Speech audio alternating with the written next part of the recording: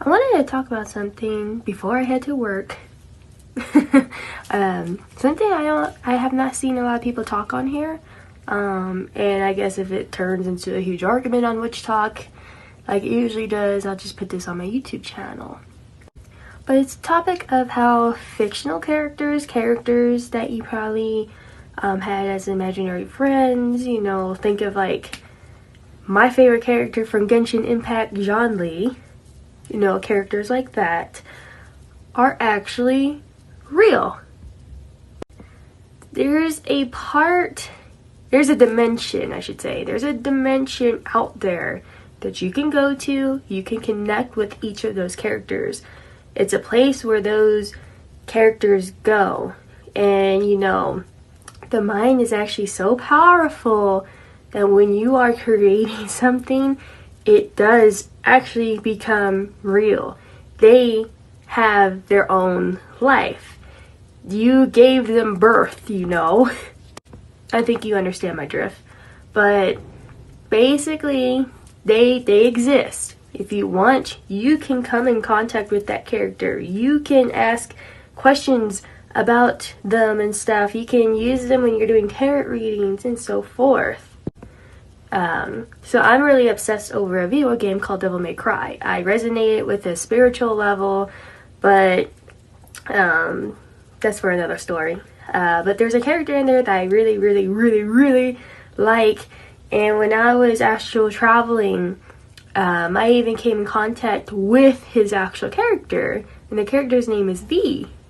And oh my god, it's so fun, but you have to be careful when coming in contact with them. Just because, you know, they are their own thing now. They have their own thought process and everything. And for I can't talk right. So think of all those scary monsters too that people create. Those things are also real. You can come in contact with them.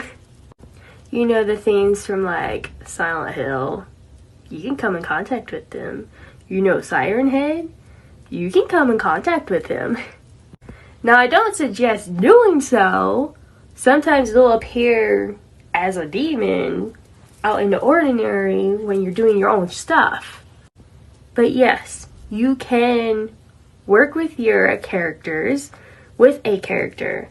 But kind of like with the spiritual psychosis thing going on here, you don't want to work with them all the time, or things can make a turn.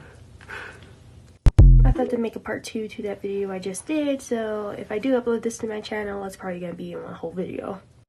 Anyways, when I was talking about the fictional characters, how you can meet them, how they did exist and stuff, I wanted to also point out and talk about how when you do meet them, there is going to be a few aspects of them that is different.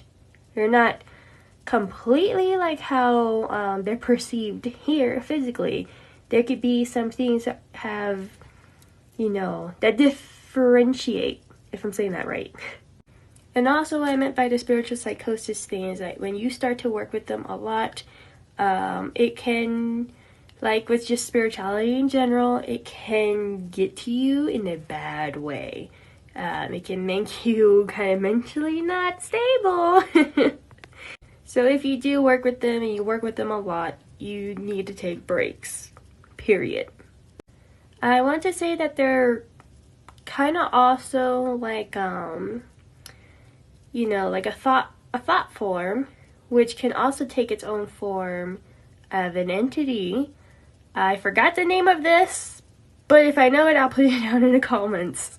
But there's a lot of people out there who create this thought form, and then they'll have it to where you can adopt them, and you can care for them, and it's an actual life force entity that they have created that you can adopt and take care of, and they can help you along your spiritual journey. But for those that are out there who are thinking like, oh, this is gonna be super fun, you know, just for like, as if you're collecting Pokemon. That's not how this goes, and I don't suggest if you have that type of mindset, don't do this.